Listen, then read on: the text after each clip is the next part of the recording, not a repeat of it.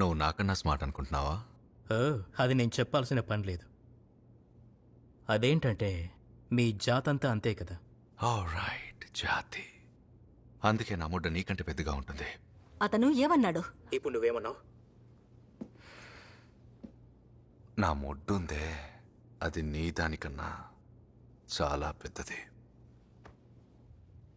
చూస్తుంటే తెలుస్తుందిగా. నీ ముడ్డ నా మొహం పైనుంచి తీసేయి. చూసావు ఇదెంత ఈజీ. తన ఫ్యామిలీతో మాట్లాడారా? సీరియస్గా అంటున్నావా? అవును. వాళ్ళు ఏమన్నారు? ఒక్క ముక్కలో చెప్తాను. పోలీసులు దెంగేయమన్నారు. ఈ లంచా కొడుకు నా ఇంట్లోకి వచ్చాడు, నా పిల్లలతో గల్లాబా చేశాడు. నువ్వేమో ఇక్కడ కూర్చొని చెత్త ఎదవ కబుర్లు తెంగుతున్నావు. నీకు పేరు కావాలి కదా చెడా. మీరు వాయిస్ మెసేజ్ విన్నారుగా. ముందు డైలాగ్నర్ ఫినిష్ ఈ కేసుతో తనకేంటి సంబంధం? నేనే ఫస్ట్ ఉమెన్ డిటెక్టివ్ రా నా కొడక. ఫినిష్. మీరు తాగుతారా అంటే ఏంటో అనుకున్నాను. కనీసం కాఫీ కోసం అయినా కూర్చొని కబుర్లు చెప్తారేమో అనుకున్నాను. జగన్నాథం, కాఫీ లేదేమి లేదు, దెంగేవయ్యా. దాన్ని మళ్ళీ క్రియేట్ చేయలేము, అది అర్థమవుతుందా? నీకు మైండ్ తెంగిందా? ఈ ఫ్రీక్ గాని మనం అసలు ఏమని పిలుస్తాం? ఫ్యాన్ బాయ్ అని పిలుద్దాం.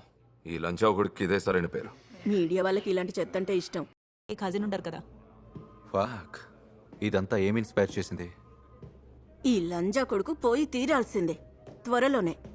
ఆమె చెప్పింది తనకి ఒక చర్మ వ్యాధి ఉందని. డెర్మటోమీ, డెర్మటామైట్, దీనమ్మ ఏదో ఒకటి. కస్టమర్ ఫైల్ దొరకలేదు కానీ ఆ పేరు పైన చాలా వెతికాం. అప్పుడు డిఎంవీలో ఉన్న ఒక లండి కొడుకుని కనుక్కున్నాం.